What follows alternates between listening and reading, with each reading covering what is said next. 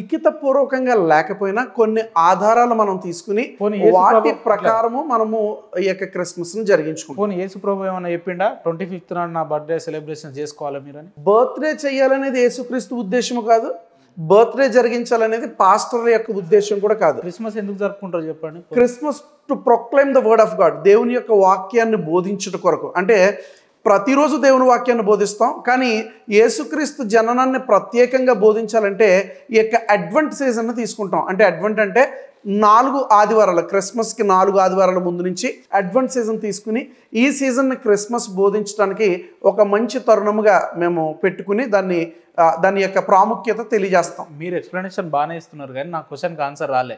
Christmas అసలు ఎందుకు జరుపుకుంటారు అంటే దానికి ఆన్సరే లేదు మీ దగ్గర. క్రిస్మస్ సెలబ్రేషన్ ఏ పర్పస్ కింద చేస్తారు? యేసుక్రీస్తును పరిచయం చేయడం కోసం, ఈ యొక్క సర్వలోకానికి వెళ్ళి సర్వ సృష్టికి సువార్తను ప్రకటించండి అన్నాడు. చూడండి, ప్రతిరోజు చర్చికి రండి బ్రదర్ అంటే మీరు చూద్దాంలే, తర్వాత చూద్దాంలే, ఖాళీ లేదని అంటారు.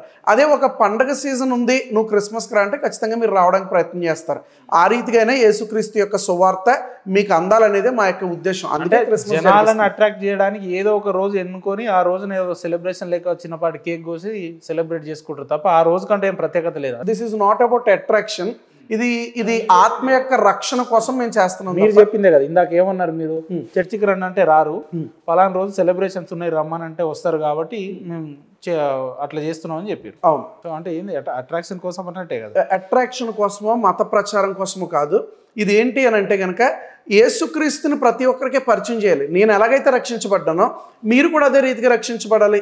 ఈరోజు మనము ఈ ఇంటర్వ్యూకి రావడానికి, ఇక్కడ కూర్చోవడానికి గల కారణం ఏంటంటే ఈ రీతిగా కూడా ప్రజలకు సువార్త వెళ్ళాలనేది మా యొక్క ముఖ్య ఉద్దేశం.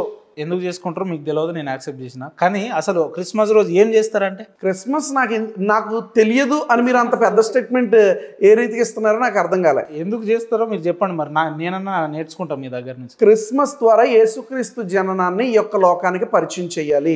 ఎందుకు అని అంటే యేసుక్రీస్తు నా జననాన్ని మీరు సెలబ్రేట్ చేసుకోండి, నేను పలానా డేట్ నా పుట్టినా, పలానా తారీఖున పుట్టినా, ఈ రోజు సెలబ్రేషన్స్ మీరు చేసుకోవాలని ఎక్కడన్నా చెప్పిండా బైబిల్లో అంటున్నా? బైబిల్లో ఎక్కడా కూడా అది చెప్పలేదు, కానీ చారిత్రకంగా ఆధారాలు ఉన్నాయి. హిస్టారికల్ బ్యాక్గ్రౌండ్ బట్టి మేము డిసెంబర్ 25 యేసుక్రీస్తు పుట్టాడని కొంతమంది స్కాలర్స్ వారు నిర్ణయించారు. డినేషియస్ ఎక్సిజెస్ అయిన క్యాలెండర్ను ప్రవేశపెట్టాడు. వీటిని ఆధారంగా చేసుకుని క్రిస్మస్ చేస్తున్నాం. క్రిస్మస్ చేయడానికి గల ప్రాముఖ్యమైన ఉద్దేశం, యేసుక్రీస్తు ఈ లోకానికి ఎందుకు వచ్చాడు, ఆయన అందరి కొరకు ఎందుకు ప్రాణం పెట్టాడు, ఏంటి బైబిల్లో ఉన్న ప్రాముఖ్యమైన లక్ష్యము. క్రిస్టియన్స్ అంటే దోస్ హూ ఫాలో క్రైస్ట్, అంతే కదా. ఇప్పుడు క్రీస్తుని ఎందుకు ఫాలో అవుతున్నామో చెప్పకుండా మేము క్రిస్టియన్స్ అని చెప్పుకోవడంలో అర్థం లేదు కదా. సో క్రీస్తుని ఎందుకు ఫాలో అవుతున్నామో చెప్పడానికే ఈ యొక్క క్రిస్మస్ని ఫాలో అవుతున్నాం అని చెప్పి ప్రతి ఆదివారం చెప్పుకుంటారు కదా. మళ్ళీ డిసెంబర్ 25th నాడే పర్టికులర్గా ఏంది? పర్టికులర్గా అంటే ఆయన జననాన్ని మరింత ఎక్కువగా ఒక టాపిక్ని మాట్లాడాలంటే ఒక పర్టికులర్ ఇన్సిడెంట్ ఉంటే బాగుంటుంది కాబట్టి, ఒక పర్టికులర్ డేట్ ఉంటే బాగుంటుంది కాబట్టి దాని కొరకు ఇది మాకు ఉపయోగపడతా ఉంది. అది మీరు పెట్టుకున్నదే, బైబిల్లో లేదు అంతే కదా. బైబిల్లో లేదని నేను చెప్పట్లేదు కదా, ఇప్పుడు దాకా నేను అదే ఎక్స్ప్లెయిన్. క్రిస్మస్ రోజు ఏం చేస్తారన్న అంటే మామూలుగా ఏం చేస్తారు? మీ ఆ రోజు మీ పనులు ఎట్లుంటాయి, ఏమేం చేస్తారు? పొద్దున్న నుండి సాయంత్రం వరకు మీ కార్యాచరణలు ఎట్లు? క్రిస్మస్ రోజు ఎవరికి వారు సహజంగా ఎవరి పనులు వారు చేసుకుంటారు. అయితే ఆరాధన సమయంలో మాత్రం దేవుని మందిరానికి వస్తాం, దేవుణ్ణి ఆరాధిస్తాం, యేసుక్రీస్తు యొక్క సువార్తను ప్రకటిస్తాం. మీ ఆటపోతులు కోసి దావతులు, మందు విందు చిందు అట్లుంటుందా? మందు విందు చిందు ఉండడానికి ఇదేమీ వేరు ఆచారాలు కాదు. క్రైస్తవ్యం అంటే చాలా డిసిప్లిన్తో కూడినటువంటి సంఘము గనక, లేదా ఆ యొక్క రిలీజియన్ గనక ఇక్కడ చాలా డిసిప్లిన్గా మేము ముందుకి వెళుతూ ఉంటాం. ఇతర మతస్థులు డిసిప్లిన్ ఉండరన్న? ఇతర మతస్థుల గురించి నేను విమర్శించలేదు కదా. ఇతర మతస్థులు ఎలా అయినా ఉండొచ్చు, కానీ మేమైతే చాలా పద్ధతిగా, చాలా క్రమంగా. ఎందుకంటే ఇతర మతస్థులు కొంతమంది ఏం చేస్తున్నారంటే రికార్డింగ్ డ్యాన్సులు పెట్టుకుంటున్నారు దేవుని పేరట. ఈ మాట మీరు వినాల్సిందే ఖచ్చితంగా. దేవుని పేరట రికార్డింగ్ డ్యాన్సులు పెడుతున్నారు. చరిత్రలో నేను ఛాలెంజ్ చేసి చెప్తాను, హిస్టరీలో ఎక్కడా కూడా ఏ క్రైస్తవుడు దేవుని పేరట రికార్డింగ్ డ్యాన్సులు చేసిన వారు లేరు. ఎన్ని చూపించాలి మీకు? చూపించు ప్రభు పేరు చెప్పి పాస్టర్లు, కొంతమంది దొంగ పాస్టర్లు ఎన్ని రికార్డింగ్ డ్యాన్సులు పెట్టించారు, ఎంతమంది అమ్మాయిల్ని కడుపు చేసి అబార్షన్ చేయించారు, ఎంతమంది చర్చిలకు పిలిపించి వాళ్ళ మీద అత్యాచారం చేసిరు, ఎన్ని కేసులు ఫైల్ అయినాయి, ఎన్ని చెప్పాలి మనం? మీరు ఈ డిస్కషన్ లో పోతే ఎగ్జాంపుల్ మీరు ఒక్కటి కూడా చూపించలేరు. ఫర్ యువర్ కైండ్ ఇన్ఫర్మేషన్, ఏ చర్చ్లో కూడా రికార్డింగ్ డ్యాన్స్ అనేది జరగదు. వారు డ్యాన్స్లు వేస్తారు, రైట్, వారు డ్యాన్సులు వేస్తారు, కానీ అది రికార్డింగ్ డ్యాన్స్ కాదు. For your kind information, recording dance అంటే ఒంటి మీద ఉండని వస్త్రాలతో వేసేదాన్ని రికార్డింగ్ డ్యాన్స్ అంటారు. ఒంటి మీద అసలు బట్టలే లేకుండా చేసేదాన్ని రికార్డింగ్ డ్యాన్స్. ఇప్పుడు అత్యాచారం అంటే ఏంది? మొత్తం బట్టలు ఉండగానే చేస్తారా? కొంచెమన్నా బట్టలు తీసేసి చేస్తారు కదా. అది పాస్టర్లు అట్లా అత్యాచారం చేసి అత్యాచారానికి గురైన వాళ్ళు, బాధితులు కూడా చాలా మంది ఉన్నారు. మీకు చూపించమంటే అర్ధగంట టైం ఇస్తే అలాగే స్వాములుగా చెప్పుకున్న వారు లేదా బాబాలుగా చెప్పుకున్న వారు పాస్టర్లో 10ల సంఖ్యలో ఉంటే బాబాలుగా చెప్పుకున్న వారిలో వేల సంఖ్యలో ఉన్నారు. కటకటాల వెనక ఎంతమంది వెళ్ళారో ఒక జర్నలిస్ట్కి నేను చెప్తే బాగుండదో చాలా మంది కటకటాల వెనక ఉన్నారు. సరే, ఇప్పుడు ఉన్నారని మీరు చెప్తారు కాబట్టి కాసేపు మిమ్మల్ని యాక్సెప్టే చేద్దాం. నేనేమంటున్నా అంటే, ఇప్పుడు మా మేడారం సమ్మక్క సారక్క జాతర ఉంది. ఆసియా ఖండంలోనే అత్యంత గిరిజన సాంప్రదాయంతో కూడిన జాతర, పెద్ద జాతర. లక్షల్లో కాదు, కోట్లలో జనాభా వస్తారు అక్కడికి. ఆడికి పోయి అమ్మవారికి మొక్కులు చెల్లిస్తాం, ఒక యాటను కోస్తాం. సరే, ఎవరి సాంప్రదాయాలు వాళ్ళు ఫాలో అవుతారు. అట్లా డిసెంబర్ 25th నాడు మీరు ఏం చేస్తారు అంటున్నా. ఏంది మీకున్న ప్రత్యేకత ఏంది? మీరు కెమెరా ఆపమని చెప్పొద్దు. ఏం చేస్తారు ఆ రోజు 25th నాడు? ఏం చేస్తారు? చాక్లెట్లు పంచడం, కేక్ కోయడం, ఇంకేం చేస్తారు? ఒక ఫెస్టివల్ వాతావరణం ఉంటుంది. మీరు అన్నట్టు కేక్స్ పంచుతాం, మీరు అన్నట్టు ఫ్రూట్స్ పంచుతాం, దేవుని సువార్తను ప్రకటిస్తాం.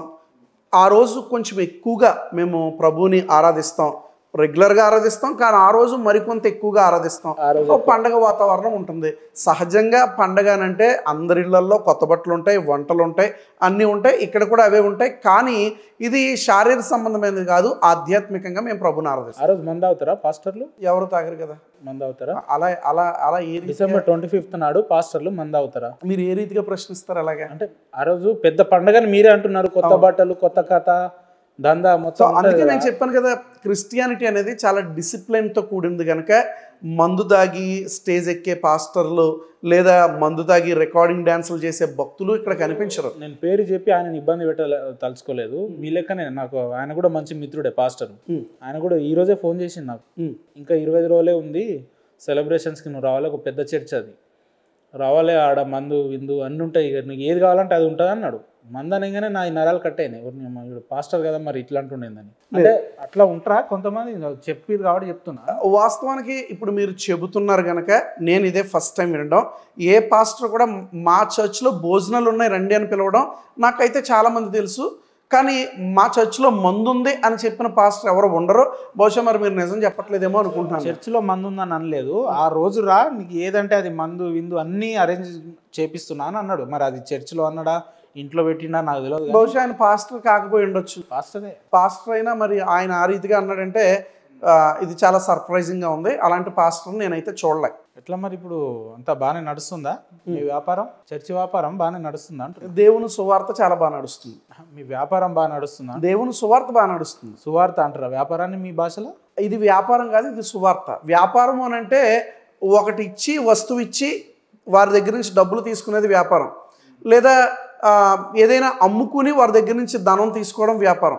ఇది వ్యాపారం కాదు. ఎంతమంది ఉన్నారు గొర్రెలు మీ చర్చ్లో? సారీ, ఎంతమంది ఉన్నారు జనాలు మీ చర్చ్లో? మీకు ఎంతమంది బత్తాయిలు ఉన్నారో నాకు తెలియదు, కానీ మా చర్చ్లో మాత్రం మెయిన్ లైన్ చర్చ్లో నేను ఇప్పుడు పరిచయం చేస్తున్నాను. లూథరన్ చర్చ్లో మాకు ట్రాన్స్ఫర్స్ అవుతూ ఉంటాయి. అది మా సొంత సంఘం కాదు. సో ప్రస్తుతానికి అయితే ఒక 700-800 మంది వరకు ఉండొచ్చు. 700-800 అంటే 2 రాళ్ళు వెనకేస్తున్నారు రోజు. నెలకు ఎంత వస్తుంది? సో నాకు నెలకు ఎంత వస్తుంది అంటున్నా. నాకు చర్చ్లో వచ్చే ధనానికి నాకు ఎటువంటి సంబంధం లేదు. అదేంది? నేను అక్కడ పరిచయం చేస్తున్నందుకు ఒక చిన్నపాటి శాలరీ ఇస్తారు, దాని మీదే మా జీవనోపాధి ముందుకెళ్తుంది. అదే 4-5 లక్షలు ఈజీ ఇస్తారు కదా. 4-5 లక్షలు అంటే మీరు దశభాగం తీసుకోరా? మీరు పాస్టర్ కాదా ఏంది? దశమ భాగాలు వచ్చినా ఏది వచ్చినా నా చర్చ్కి నాకు ఎటువంటి సంబంధం లేదు. నేను కేవలము మా చర్చ్లో సంఘ పెద్దలు అనేవారు ఆ యొక్క కానుకలు లెక్క పెట్టి వారు బ్యాంకులో వేస్తారు. మాకు కొద్దిపాటి చిన్న శాలరీ వారు ఇస్తూ ఉంటారు. చర్చి మీద అయినప్పుడు నాకు చర్చికి సంబంధం లేదంటే ఇది ఎట్లుంది తెలుసా?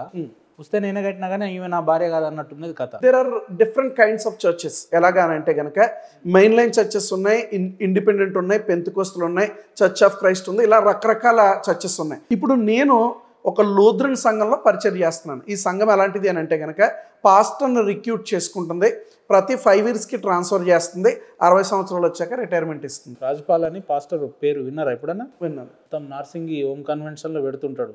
మొత్తం డీజే సెట్లు పెట్టి, వెనక పెద్ద పెద్ద ఫ్రేమ్లు పెట్టి, మొత్తం 6 అడుగుల ఎత్తు, హైటు, ఫీటు, ఆ మైకు, ఆ కథ దందా అట్లా ఉంటుందా మీది? ఎట్లుంటుంది? లేదు, మాది వెరీ సింపుల్గా ఉంటుంది, వెరీ నార్మల్గా ఉంటుంది మా చర్చ్. మా చర్చ్లో ఉన్నవారు ఎంత ఛార్జ్ చేస్తారు మీ చర్చికి రావాలంటే? అలాంటిది ఏమి ఉండదు. భక్తుడు ఎలాగైతే మీ గుడులకు వెళ్ళి భక్తుడు ఎలాగైతే తనకున్నది అతను దేవునికి సమర్పించుకుంటాడో అదే రీతిగా చర్చ్కి వచ్చిన తర్వాత ఆరాధన అంతా అయిపోయాక ఏ భక్తుడు ఎంత ఇవ్వాలనుకుంటే అతడు అంతా ఇస్తాడు. హిందుత్వంలో భక్తుడు గుడికి వెళ్ళినప్పుడు వాని జేబులో ₹1,00,000 ఉందనుకో, వాడు రూపాయికి ఆయన ఇస్తాడు ఉండిలా. కానీ చర్చిల్లో అట్లా ఉండదు కదా. బరాబర్ నీకు 1,00,000 వస్తే 10,000 ఇవ్వాలి, 10,000 వస్తే 1,000 ఇవ్వాలి, 1,000 వస్తే 100 ఇవ్వాలి, అట్లా ఉంటుందిగా. ఏ చర్చిలో కూడా చెప్పులు పెట్టాలంటే ₹20, సెల్ ఫోన్ పెట్టాలంటే ₹50, దేవుడి దగ్గరికి వెళ్ళాలంటే ₹100 టికెట్, 300 టికెట్, 500 టికెట్ ఏ చర్చిలో ఉండదు. కానీ నేను ఏ గుడి కోసం చెప్తున్నానో మీకు అర్థమవుతుంది. అయితే ఇలాంటి దోపిడీ ఎక్కడ జరగదు. ఒకవేళ మీరు అనొచ్చు ఎండోమెంట్ డిపార్ట్మెంట్ తీసేసుకుంటుంది, గవర్నమెంట్ వారు మా డబ్బులు తీసేసుకుంటున్నారు అని మీరు అంటే కనుక దీనికి నేను ఒక ఇంటర్వ్యూలో క్లారిటీ ఇచ్చాను. ఇచ్చేది మీకేగా అంటున్నా. అదే అందుకే ఈరోజు చాలా మంది కొంతమంది ఎవడో ఒక వాట్సాప్ యూనివర్సిటీలో చూసి పిచ్చి మాటలు మాట్లాడిన వాడి మాటలు తీసుకుని చాలామంది మీలాంటి చదువుకున్న వారు కూడా అది నిజం అనుకుంటున్నారు. నేను ఒక ఇంటర్వ్యూలో క్లారిటీ ఇచ్చాను, మరలా దాని కొరకు నేను ఒక క్లారిటీ ఇస్తాను.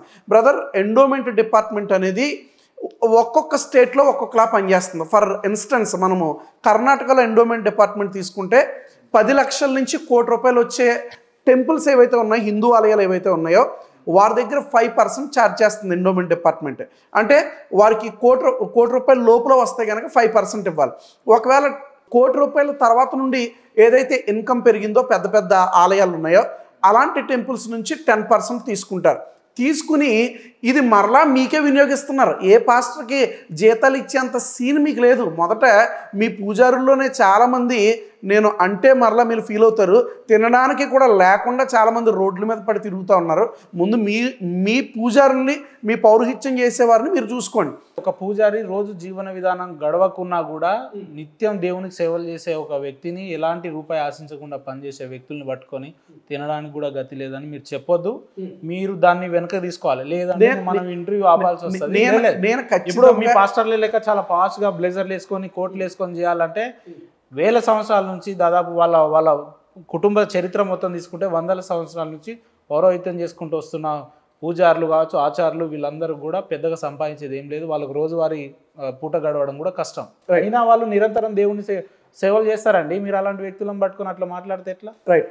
మీ లెక్క దశం భాగం మోసం చేయాలనుకుంటే వాళ్ళు కూడా క్లాస్గా మంచిగా బ్లేజర్లు వేసుకొని, మంచిగా పాయింట్ షూట్ వేసుకొని, మైక్ ఇక్కడ వరకు వచ్చే మైక్ పెట్టుకొని మాట్లాడి అమ్మాయిలను సాయంత్రం ఏదైనా చేయాలంటే చేయొచ్చు. కానీ వాళ్ళు అట్లా ఆ సంస్కృతి సాంప్రదాయాలు హైందత్వంలో లేదు. ఓకే, సరే, ఈ టాపిక్ పక్కన పెట్టండి.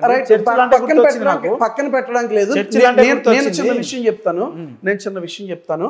విషయం ఏంటి అని అంటే కనుక పాస్టర్స్ లో కూడా తినడానికి గతి లేకుండా బాధపడేటువంటి వారు చాలా మంది ఉన్నారు.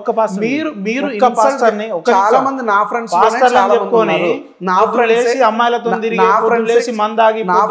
చాలా మంది ఉన్నారు. పొద్దున్న లేస్తే 10 వైన్ షాపులు తిరిగి, పొద్దున్న లేస్తే అమ్మాయిలతో తిరిగే 1000 పాస్టర్ల పేర్లు నేను చెప్తా. పాస్టర్లలో తినడానికి తిండి లేకుండా దేవుని సేవ చేస్తున్న ఒక పాస్టర్ మీరు చూపించండి. ఎందుకు చాలా మంది కెమెరాల ముందు చాలా మంది మా ఏరియాలోనే కనీసం గడవకుండా, పూట గడవకుండా దేవుని మీద ఆధారపడి దైవ పరిచయం చేసేవారే ఎక్కువ. మీరు ఏదో బ్లాజర్లు వేసుకున్న వాళ్ళు 10 మంది మీరే అంటున్నారు. లేదు, క్రైస్తవులే అంటున్నారు. ఇప్పుడు నాకు అకౌంట్లో ₹1 లేకపోతే యేసు ప్రభువా నాకు 2 లక్షలు కావాలంటే నీ అమ్మ ఏటీఎం కార్డు పోగానే 2 లక్షలు గీక్తూనే ఉన్నాం, వస్తూనే ఉన్నాయని చెప్తారు. డబ్బులు లేనప్పుడు దేవుణ్ణి అడగండి, యేసు ప్రభుని అడగండి, ఇస్తాడు కదా. అవి అబద్ధ సాక్ష్యాలని అందరూ చెప్తున్నారు. అవి తప్పుడు సాక్ష్యాలు. చెప్పింది నాకు ఒక్క నిమిషం మీరు టైం ఇస్తే, నాకు ఒక్క నిమిషం టైం ఇస్తే నేను 2 క్లారిఫికేషన్స్. మీరు దాటి వేయకండి. ఆ సాక్ష్యాలు చెప్పింది ఎవరు? ఆ సాక్ష్యం చెప్పింది ఒక పాస్టర్ అయ్యి ఉండొచ్చు, కానీ ఆమె ఖచ్చితంగా మంచి సాక్ష్యం చెప్పిందని ఏ ఒక్కరూ అనట్లే, ఎవరో హర్షించట్లే. ఆమె అబద్ధ సాక్ష్యం చెప్పిందని అందరూ. దొంగలు పాస్టర్లు అనేటోళ్ళు దొంగ మెసేజ్లు ఇచ్చుకుంటూ తిరుగుతున్నారు. పౌరోహిత్యం చేసేవారు దొంగలు ఉన్నారు. అవును, నిజమే ఉన్నారు. మా పౌరోహిత్యం చేసే వాళ్ళు ఎవరు దేవుడు నాకు 2 లక్షల ఏటీఎంలు ఇచ్చిందని ఎవరు చెప్పారు? చాలా మంది చెప్తారు. జ్యోతిష్యం చెప్పేవారు లేరా? జ్యోతిష్యం చెప్తూ మోసం చేసేవారు లేరా? నీ చేయి చూసి చెప్తాను, నీ కాల్ చూసి చెప్తాను, నీ తల చూసి చెప్తాను. ఆయనకు జ్యోతిష్యం చెప్పేటోనికి నువ్వు పాస్టర్కి ఏం తేడా అండి చెప్పండి? జ్యోతిషం చెప్పేటోనికి పాస్టర్ తేడా అయిందంటే ఏం చెప్తారు? అదే చెప్తున్నాను కదా. ఇప్పుడు మోసగాళ్ళు ప్రతి దానిలో కూడా ఉన్నారనేది నా యొక్క ఉద్దేశము. లేదు మీలోనే మోసగాళ్ళు ఉన్నారు, మాలో అందరూ కూడా చాలా మంచివారని చెప్పడం మీ యొక్క ఉద్దేశం. నేనేమంటున్నా, మీరు కడుక్కోండి. ఎందుకు కడుక్కోలే అంటే వాడు కడుక్కోలే కాబట్టి నేను కడుక్కోలే అంటే అది ఆన్సర్ కాదు.